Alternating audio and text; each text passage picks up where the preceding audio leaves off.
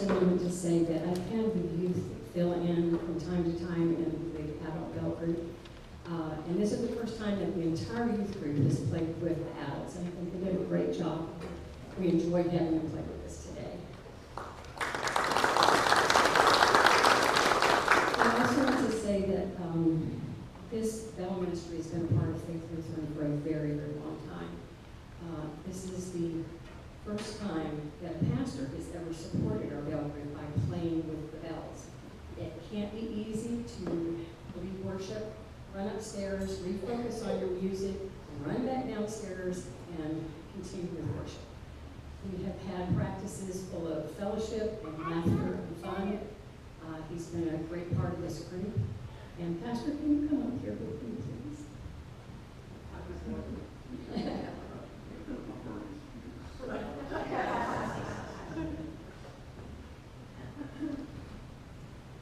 We cannot retire Pastor's bell like they do in the NFL when they have a very important player and retire his jersey. But we did want to present him with his very own bell to take home. It's actually the same bell that he rings in his position. It's the G4 bell. It just is silent. It's called a silent bell. It doesn't have a clapper.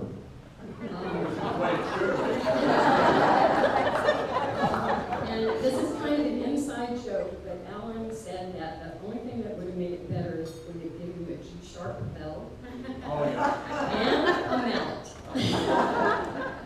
So thank you, Pastor, for being part of our. Thanks for having me.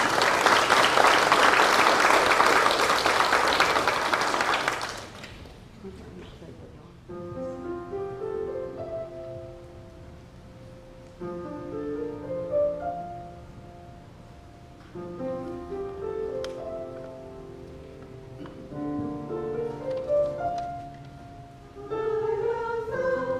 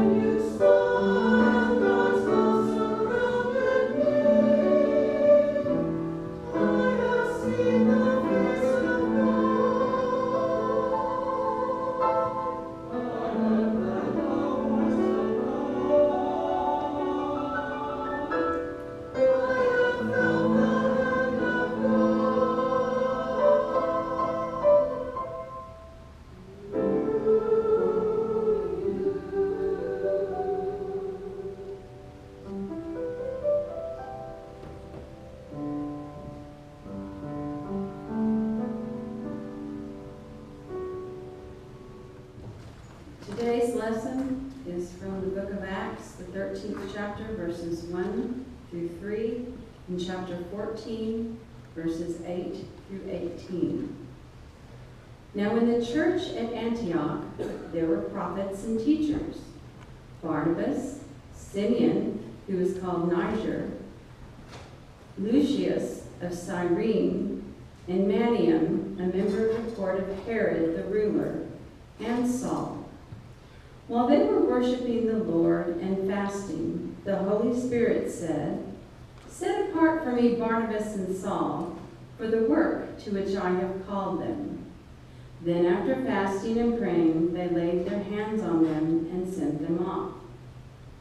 In Lystra there was a man sitting who could not use his feet and had never walked, for he had been crippled from birth. He listened to Paul as he was speaking, and Paul, looking at him intently and seeing that he had faith to be healed, said in a loud voice, "Stand upright on your feet." And the man sprang up and began to walk. When the crowd saw what Paul had done, they shouted in Lycaonian language, "The gods have come down to us in human form."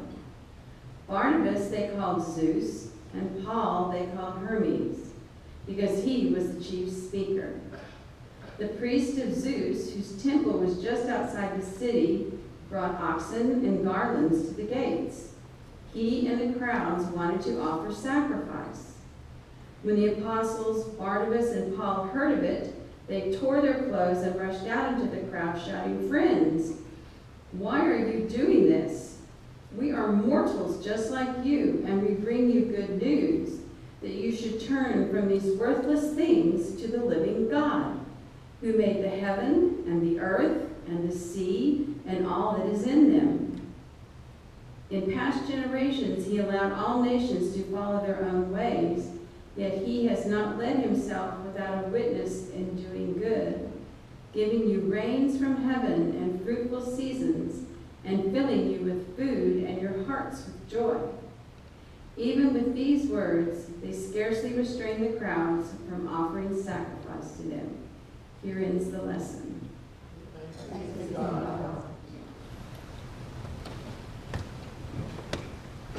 In Acts it tells us, while they were worshiping the Lord and fasting, the Holy Spirit said, "Set apart for me Barnabas and Saul for the work which I have called them to do."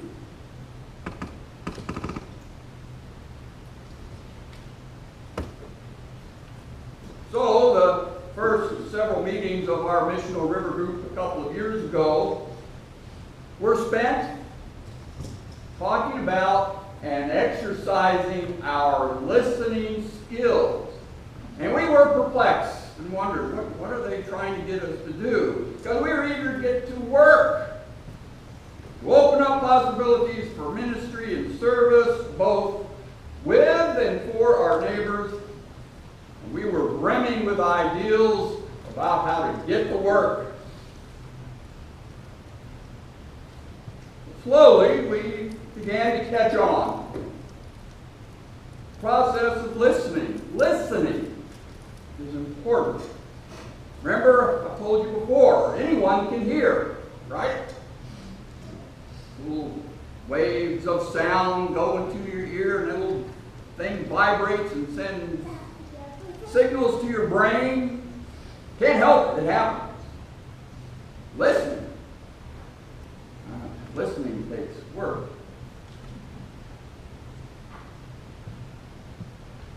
We have to listen to our neighbors first. Listen to our neighbors. What do they want? What do they think? What are they needing? And remember, a few years back, we got a clue what they don't want. Remember that? Handing out water and bananas. What'd they do? Went to the other side. We were so discouraged, we never did it. Well, we did it one more time. Well, my question is, were we listening? Yeah, we needed to listen to that. Not all communication's verbal. What were they telling us? What were they thinking? Want to be left alone?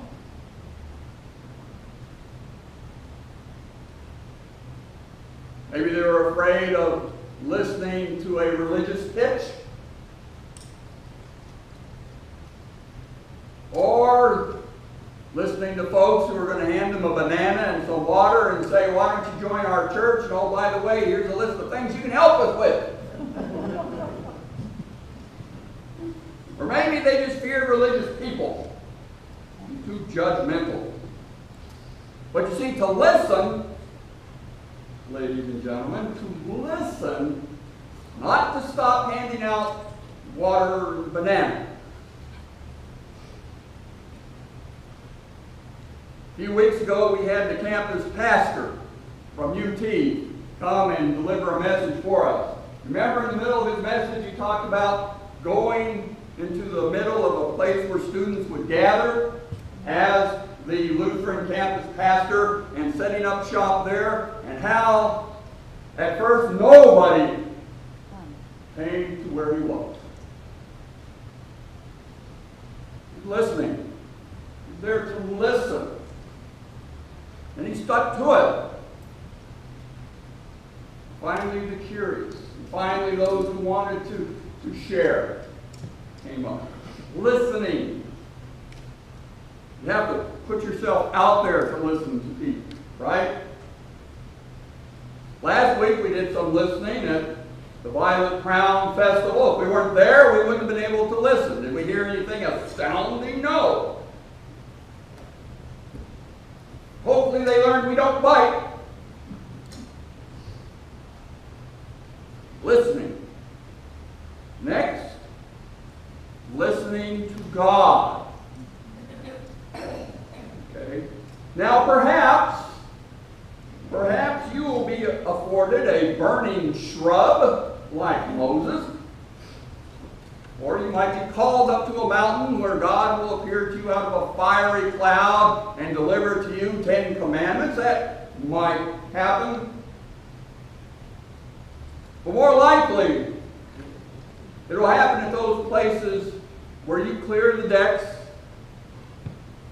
get rid of all distractions, get ready to communicate, talk, and listen to God. And that's what we see in Acts, ladies and gentlemen. The people of God are gathered to worship and fasting. And there, within that worship and fasting, what does it say? The Holy Spirit speaks. To who? An individual? No. To the community. To that comes calling out, the blessing, the mission. Set apart Saul, Paul, Barnabas for the work that I have called them. But hear this, folks. First, the message comes in the midst of prayer, worship, and fasting. Maybe it might come as you drive to work, or to the doctor, or you're waiting in line somewhere. Or it might come while you're binge watching Netflix at home. But I think it's necessary to put yourself in a listening mode, free of distractions, so that you can hear, so that we can hear what God has in store. Last year at the Synod Assembly, business meeting, you know. Let's get it over with. Let's get it done. We all want to get home. Delegates love to check their watch. We stop. And in silence, before every ballot for bishop, we pray. We stop and we pray in silence for help, for guidance. And we listen. And listening is the key. See, it's not prayer on the run. It's pausing, praying, and listening. prayer is more than just telling God what it is you want. Maybe it's also listening to what God wants.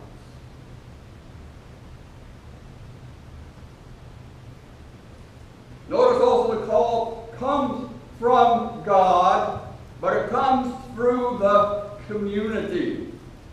See, it's the community, the church, that blesses and that sends. No call is individual.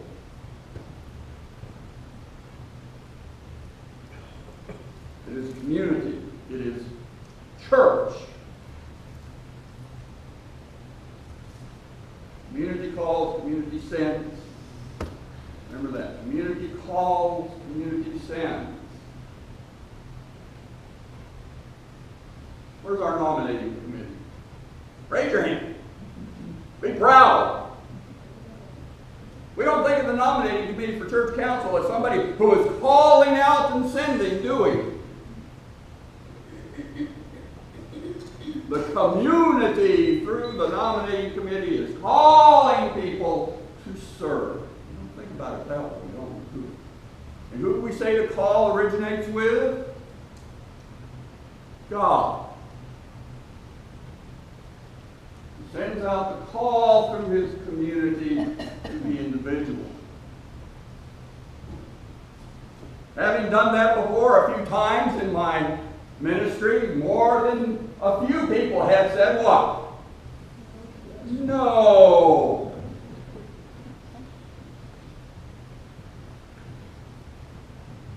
There's a call within the community. Bless to send. Hear that? The call within the community to bless and to send. In June or July, I can't remember what it is, we will bless those who have been sent to serve this community in this neighborhood. Call came from God.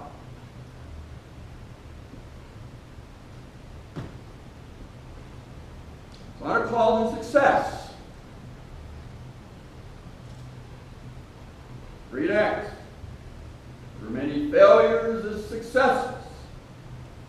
Many false starts. Many more than glorious triumphs. Remember Philip sharing that he had found the Messiah?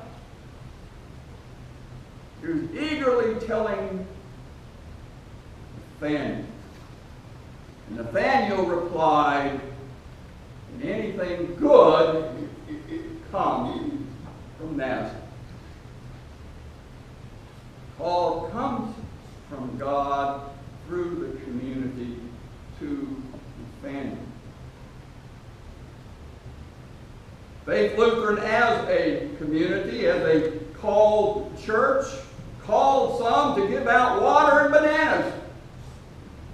Never looked at it that way, have we? Called to give out water and bananas. And as our neighbors cross to the other side, they seem to say, can anything good come from Faith Lutheran Church?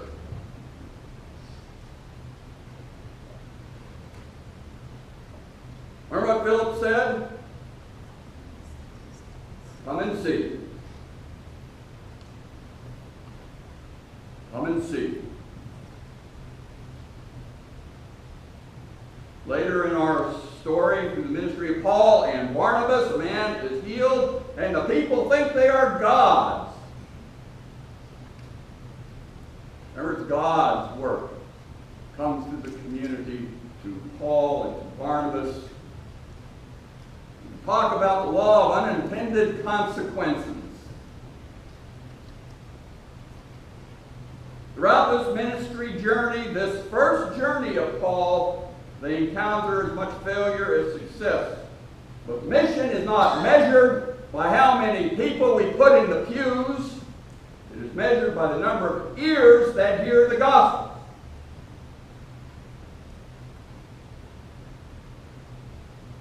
Last week on Wednesday, we had our CDC worship for 2, 3, and 4-year-olds. There are about 30 of them in here. None of them are here this morning. Look around. Look around. It's okay. You look around at your neighbors and say, none over here. No, Pearson has put their body in a pew. Must be a failure. Call comes from God through the community to minister and share the gospel with these kids. On that particular Wednesday, 60 ears heard the gospel.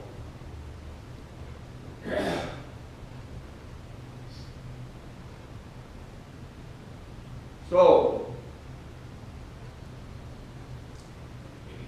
every now and then when those kids say, that's Jesus up there. Law of unintended consequences. No, just the preacher. So, what's next for Faith as I move to retirement? As you know, I've been through this process before. There will be forms to fill out. There will be meetings to attend. But most importantly, there had better be prayer. And there had better be listening. Remember, call comes from God through the community to the one who is called. And then the community will bless them. The community will send them. Prayer, worship, fasting, listening.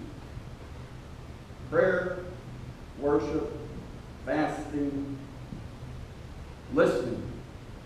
Listening for God's still small voice to speak to all of you.